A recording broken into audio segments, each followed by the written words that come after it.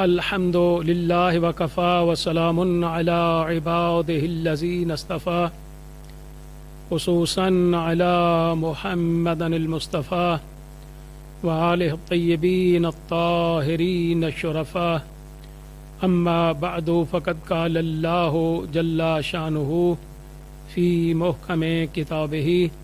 بسم اللہ الرحمن الرحیم یا ایہا الذین آمنوا کتب علیکم الصیام کما کتب علی الذین من قبلکم لعلکم تتقون۔ میرے تمام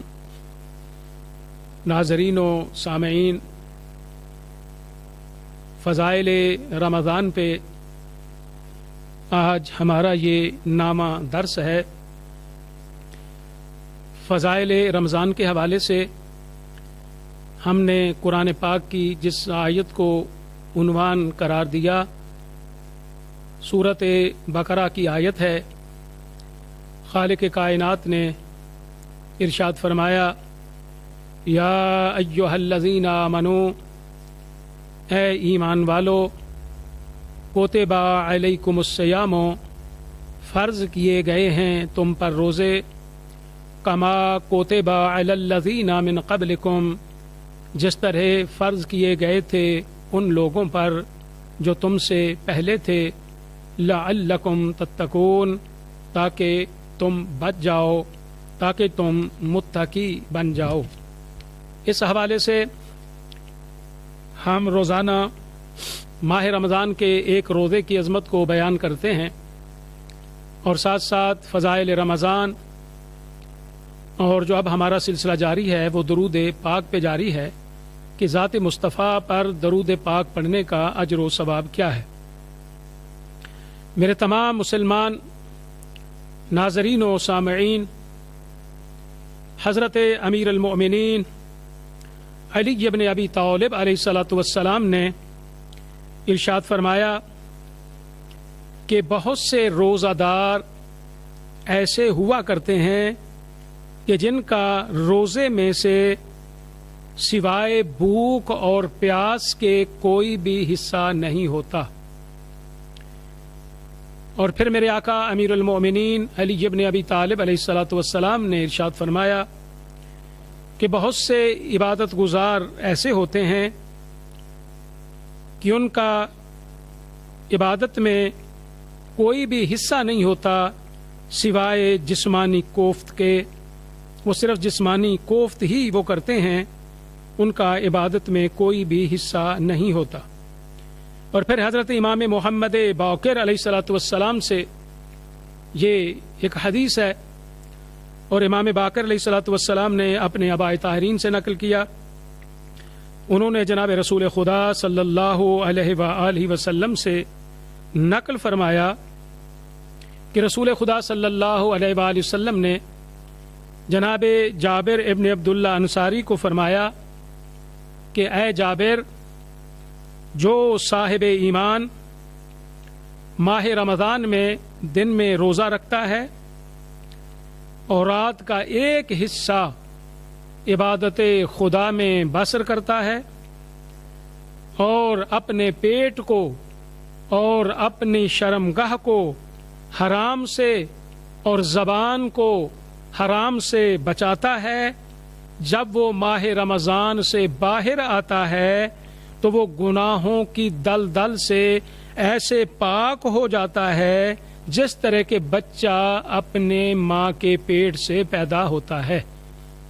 یعنی اس کے ذمے کوئی بھی گناہ باقی نہیں رہ جاتا کہ جو یہ عمل کرتا ہے۔ جب پیغمبر اسلام صلی اللہ علیہ وآلہ وسلم نے جناب جابر رضی اللہ تعالی عنہ کو یہ بیان فرمایا تو جناب جابر نے عرض کیا، یا رسول اللہ صلی اللہ علیہ وآلہ وسلم، کہ آپ نے بہت خوبصورت حدیث بیان فرمائی، بہت اچھا بیان آپ نے فرمایا۔ تو میرے آقا پیغمبر اسلام صلی اللہ علیہ وآلہ وسلم نے فرمایا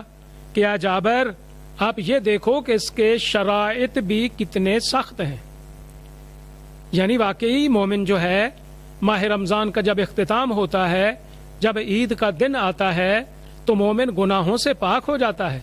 اس کے لیے شرط یہ ہے کہ جملہ شرائط روزہ جو پیغمبر اسلام صلی اللہ علیہ وآلہ وسلم نے بیان کیے ہیں ان پر انسان عمل کرے، اور پھر وہ اس اجر کا مستحق بن جاتا ہے جس کا وعدہ پیغمبر اسلام صلی اللہ علیہ وآلہ وسلم نے جو وعدہ کیا ہے۔ تو میرے تمام ناظرین و سامعین،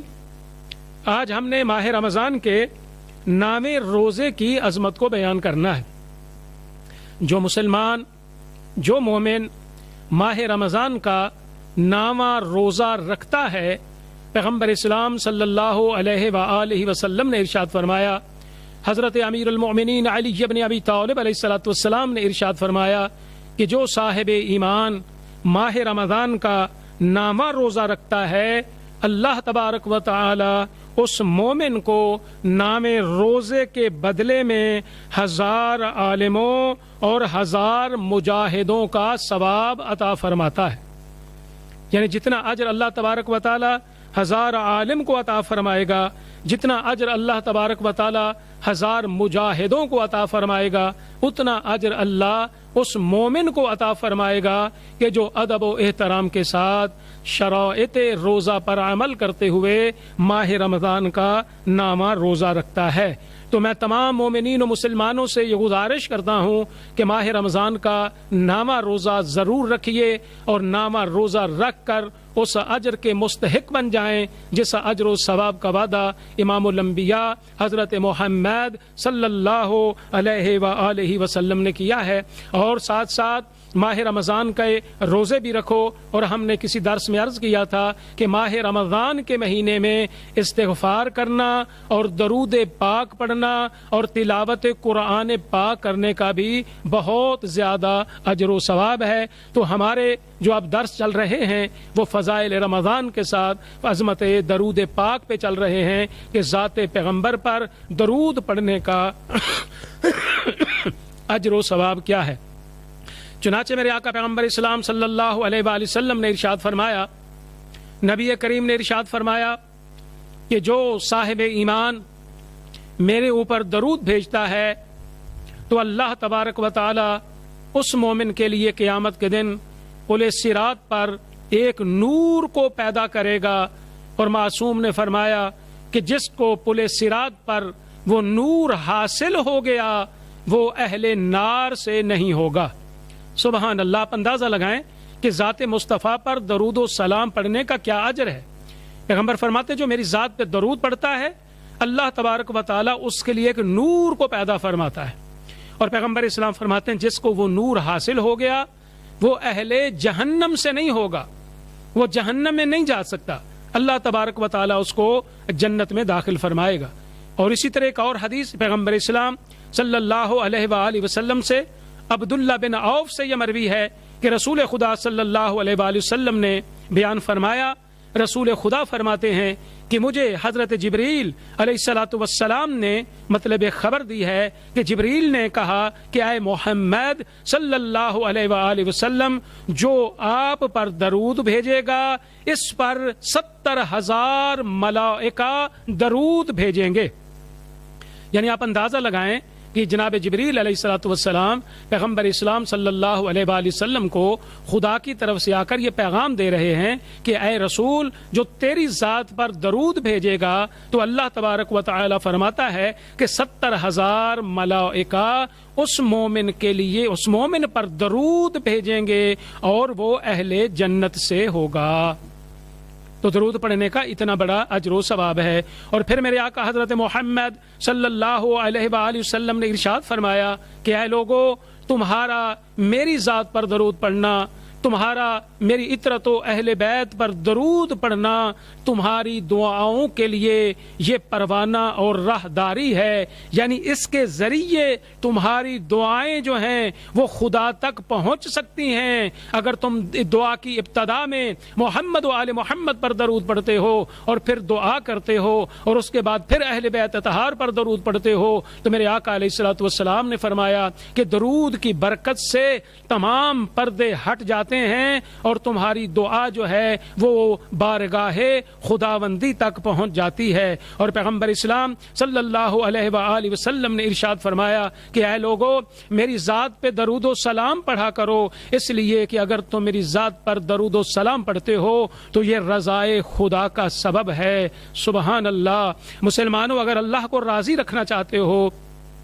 اگر اللہ کو راضی کرنا چاہتے ہو تو ذات پیغمبر پر درود و سلام پڑھو، کیونکہ میرے آقا علیہ السلام نے ارشاد فرمایا کہ میری ذات پر، میری عطرت پر درود پڑھنا رضائے خدا کا سبب ہے۔ اور میرے آقا علیہ السلام نے فرمایا کہ اے لوگو میری ذات پر درود پڑھنا، اہل بیت اطہار پر درود پڑھنا، یہ تمہارے اعمال کی زکوٰۃ ہے۔ میرے آقا پیغمبر اسلام صلی اللہ علیہ وآلہ وسلم نے فرمایا کہ کوئی دعا ایسی نہیں جس کے اور آسمان کے درمیان حجاب نہ ہو، مگر جب درود پڑھ کے اللہ سے دعا کی جاتی ہے تو درود کی برکت سے وہ سارے حجاب جو ہیں وہ ہٹ جاتے ہیں۔ اور میرے آقا علیہ السلام نے ارشاد فرمایا کہ اے لوگو جو میری ذات پر 10 مرتبہ درود بھیجتا ہے، اللہ تبارک و تعالی اس کے نامہ اعمال میں 10 نیکیاں تحریر فرماتا ہے اور 10 گناہوں کو اللہ معاف فرما دیتا ہے۔ تو یہ اجر و ثواب ہے درود پڑھنے کا۔